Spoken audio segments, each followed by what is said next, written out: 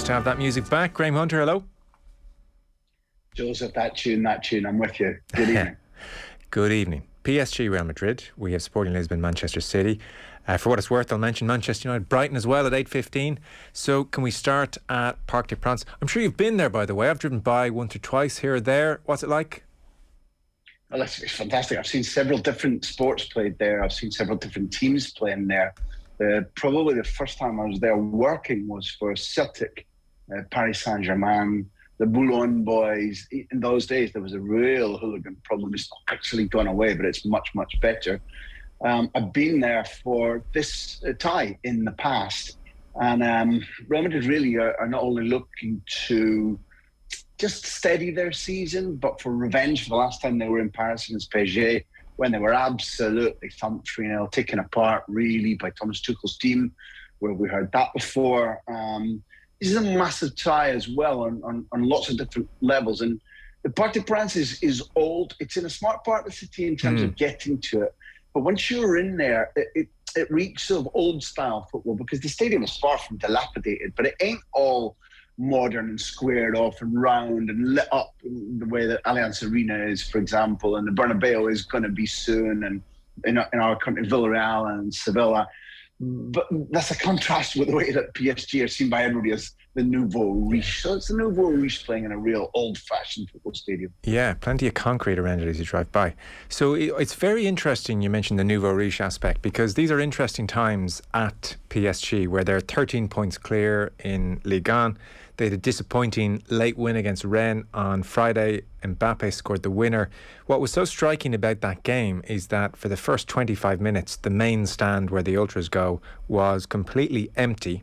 And then when the Ultras decided to come back in, there was no chanting for the rest of the first half. And there were 20 banners across the stand which said things like "overpaid mercenaries."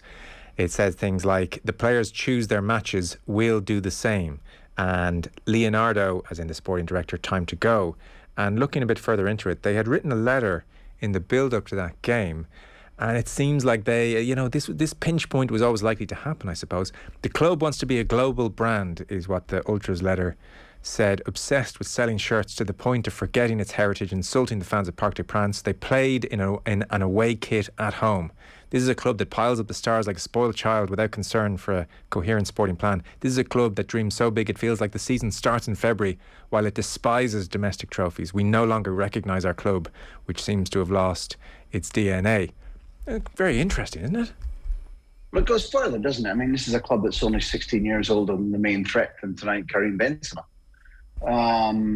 It's odd, isn't it, how none of your listeners are going to be surprised at this phrase, but football, we're weirdos, football fans. Let's just state it out loud. And football's really idiosyncratic because, I started paying attention to them far before I first reported there in the early 90s. But at that time in the early 90s, there was no swathes of great money in there. They found it really hard to win the title. Okay, they'd been to a European final, but they were by no means the powerhouse in France, never mind Europe or the world. And the fans loved them. Okay, I don't want to laud fans who would go down and trash the country all the way down to Marseille and then all the way back up again, banning orders to stop Marseille fans coming to Parc de France, and also PSG's 2 sets of hooligans going down to Velodrome. But the passion, the exact polemic opposite to what you're talking about, the total and utter dedication to the club, well, that's diminished. Some people would say, is that a bad thing? There'd be different types of fans coming in now. But the hardcore ones, for some time now, have failed to recognise the club in the way that they like it to be. Now, sometimes in football, when a club evolves, you kind of just have to say, tough. We've seen, for example, in English football, that if you think about Wimbledon and MK Dons and New Wimbledon, lots of issues divide fans. The protests at Old Trafford when Sky tried to buy it, and now about the Glazers and back to the green and yellow. The types of things you just described about the Rennes match, following a controversial and pretty floppy defeat. Okay, I think ultimately in penalties in the French Cup. The disassociation with, for example, the ownership, I think, has been long-term. The fact that it's a kind of Hollywood club now. The fans, the Ultras you're talking about, never felt that, never felt in touch with that. Leonardo, too, is an oddity. And I think I side with the fans in that if you watch Leonardo's behaviour, the degree of interference that he's had in recent coaches, the way in which he, fights really spite battles in the media if he doesn't get his way. I think there is an argument that if PSG truly want to develop, then he's probably not talented or not. He's not the right man in the right place, I don't believe.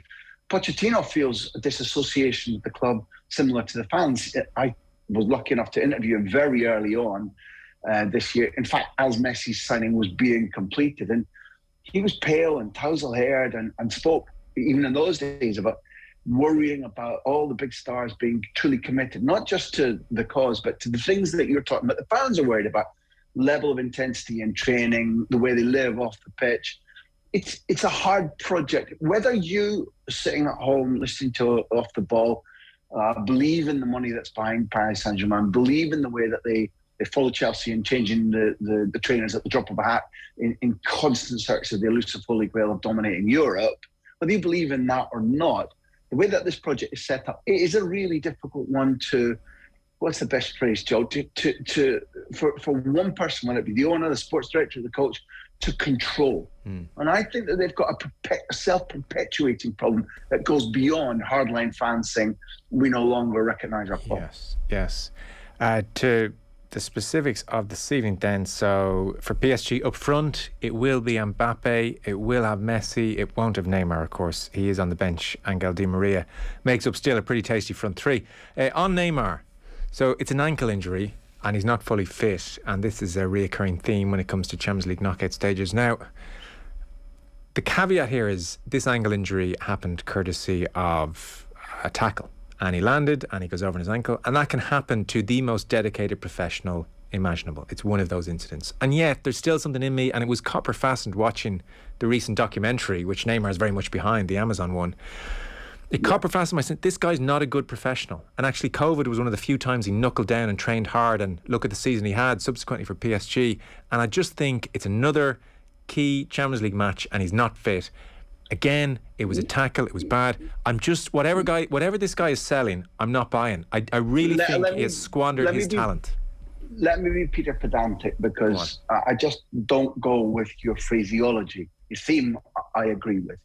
You say he squandered his talent. Well, he's won a treble. Now, not many clubs win a treble. Not many players win a treble. Neymar has. And the part he played in that, particularly in the second half of the season at Barcelona, when it began for the first time to be Neymar, Messi and Suarez, was extraordinary, genuine. Can I jump in there so briefly, and it will be brief. 100%, and he was phenomenal for a season or two for Barcelona. That was at an age where your body protects you from your failings as a professional. But I'm separating out the two phrases. Yeah. You said he squandered his talent, and you said he's not a good professional. So I'm talking about squandered his talent. That's too strong. If you look at what he's done, he hasn't squandered it. He hasn't maximised it. Therefore, I'm saying Peter Pedantic. You also said he's not a good professional. I dispute that. I think he's not an elite professional. And what we're both talking about, I think, is the fact that he undoubtedly is targeted. He got, nicked out of a World Cup where potentially he could have been a decisive player because, was it Murillo, I think, who Kung Fu kicked him so badly. I think it was Murillo, that, there was a genuine danger of spinal injury. So, and that's a polemic example, but he is kicked. He's kicked a lot. People either say take the player out, or players who think he's showing off and that they got to do him. So that I'd be defensive of. He needs protection for sure. And I think what you and I are both agreeing on is that the speed. We've been taught that elite professionals who consistently look after themselves, he does drink too much. I'm going to say that point from stop. He does drink too much. He does have a party attitude. And therefore we're talking about recuperation time. So I think we're splitting hairs. I think that I do not agree that he squandered his talent. I think that if you look at his talent, and more so with each passing 6-month period now, not each passing season, you could have done more, Neymar. It's just a fact. If at the end of the season, he's starring in St. Petersburg's final and he's taking PSG to the first ever lift of the Cup of the Big Ears, you won't review what you've been trying to say there, but the stat sheet will argue a little bit harder with you about what he's achieved. Has he achieved as much as he should have done? No. Is he an elite professional? No. I just want to be cautious about what we say about somebody who's been, at times in his career, he's been brilliant, and he has been to the peak of his potential. Has he done it often enough? No. Like, I take your point on the squandering language for sure. And, it's important to be specific when you're talking in these terms. It's just, for me, he was carried on a wave of youth and that brilliant Barcelona team. And so, as good as he was, for me, and it's a ridiculous thing to say, treble is a minimum return, and it's not far above squandering, really. He thought he was Peter Pan. He thought he would never get old. It's true. Yeah. It's been right through it. And he's had a father who's hovered around him saying, son, you're right. You'll never, let's go out. Let's do this, son. Now, maybe come 30, which he's turning, you should be able to make your own decisions. But the pattern was set long ago. Self-indulgent. Yeah, I agree. He's the, where was it that Roy walked out in Ireland team, that famous place in Well, Graham, I mean, if you're being Peter pedantic over me using the word squandered, for you to have just used the phrase on Irish radio, Roy walked out, we have a whole other ball game. No, he walked out because people lied about him to his face. They set him up in the meeting. He was sent home. And he would argue some would say he was sent home. No. Oh, dear. And once McCarthy said accused him of faking injuries, and Roy went, this is the sad thing about me, if you talk about achieving potential. Roy Keane forgave Mick McCarthy long before I did. Yeah. Well, what happened there, I think, is Mick accused. Roy responded, as you can imagine, in a lengthy and very passionate, I think, expletive-ridden response, powerful response. And I think at that point, officially sent home. Maybe he was going anywhere. I don't know. Look, your Twitter mentions for the evening will explain all. Don't worry. Yes. Look, all I said is Roy Keane that day was saying, this isn't good enough. These facilities won't do it. What you're saying will do for you lot, but not for me. You can apply your logic and his logic to Neymar, and we know what he'd say. Yes. I am kind of joking as well about the Saipan thing. I think we're almost over it as a people. Like, we can allow a joke. You liar. So that's PSG in a really interesting place for all of those reasons. Give us more on Real Madrid then, who you'd be watching week in, week out. Well, look, I'm not going to sell you gloom and doom, but I'm a little bit concerned about them. In November, they did something absolutely extraordinary. They beat Real Sociedad, Atletico, Barcelona, Atletico, and Inter Milan. And they did so irrespective of what hurdles were put in front of them. Those were consecutive matches. It was a racha, as they call it in Spain, a run. It was powerful. It was Pavlovian.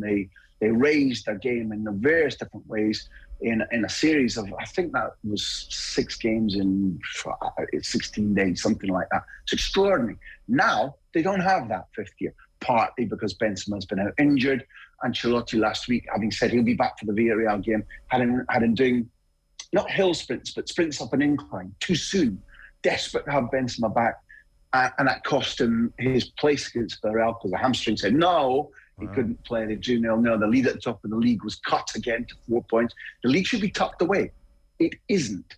The remaining game against Seville is in Seville. The point gap is 4 at the moment. It's still, I think, a 60-40 bet that Real Madrid win the title. But Florentino Perez will be doing that squeaky bum time that Alex Ferguson liked to talk about. And therefore, when you come to the European Cup, there's absolutely no room for manoeuvre for Carlo Ancelotti, for Real Madrid.